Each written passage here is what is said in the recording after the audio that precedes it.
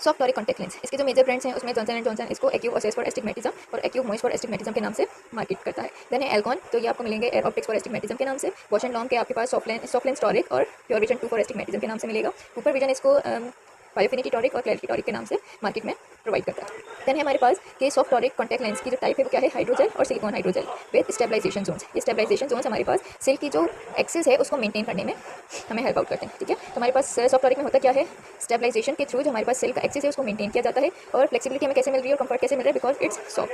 उसके बाद फिर हमें जो सॉफ्ट टॉरिक है वो टेयर एक्सचेंज भी मेंटेन करके दे रहा है, कॉर्नियल एस्टिग्मेटिज्म को करेक्ट कर रहा है स्पेसिफिक एक्सिस की ओरिएंटेशन पे।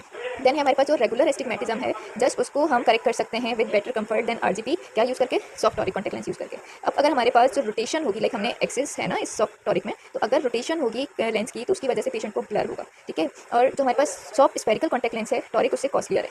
देन हमारे पास जो रोटेशन है वो अगर 10 डिग्री की होगी तो 1/3 पार्ट आपका जो सेल की करेक्शन है वो लॉस हो जाएगी। अब ये हमारे पास जो रेगुलर एस्टिग्मेटिज्म है ग्रेटर देन 0.75 डायोप्टर से लेकर 3 डायोप्टर तक के, उनको करेक्ट करने के लिए हम सॉफ्ट टॉरिक प्रिस्क्राइब करते हैं।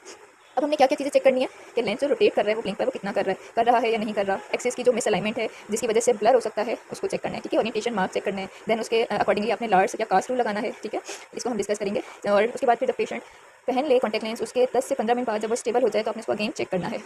अगर तो फ्लक्चुएटिंग विजन पेशेंट कंप्लेन कर रहा है तो मतलब उसका जो एक्सिस है वो मेंटेन नहीं है। ठीक है, वो रोटेट हो रहा है लेंस उसका, जिसकी वजह से विजन में फ्लक्चुएशन आ रही है और ये फ्लक्चुएशन पेशेंट की लेट टेंशन की वजह से हो सकती है। अगर तो कोई पेशेंट हमारे पास आरजीपी को टॉलरेट नहीं कर पा रहा तो soft toric is a good option. और ये हमारे पास ऐसे पेशेंट्स में soft toric contact lens Contra indicate है जिन पेशेंट्स को इरेगुलर एस्टिग्मेटिज्म है, जिनकी टेयर फिल्म पुअर है, लाइक उसकी वजह से क्या होता है, रोटेशन होती है लेंस की और पेशेंट को फ्लक्चुएटिंग विजन की कंप्लेन रहती है। ऐसे पेशेंट जिनकी बहुत ही टाइट आईलिड्स हैं जिसकी वजह से एक्सेसिव हमारे पास लेंस की रोटेशन होती है, तो ये ऐसे पेशेंट्स में भी सॉफ्ट टॉरिक कॉन्ट्रा इंडिकेट है। देन हम इसमें क्या चीज़ें यूज़ करते हैं स्टेबलाइजेशन के लिए, प्रिज्म बलास्ट या फिर डायनेमिक स्टेबलाइजेशन, ताकि हम एक्सिस की जो ओरिएंटेशन है उसको मेंटेन रख सकें जब पेशेंट ब्लिंक कर रहा है उस वक्त। इससे क्या होगा, स्टेबलाइजेशन से जो रोटेशनल ब्लर है पेशेंट को वो नहीं होगी।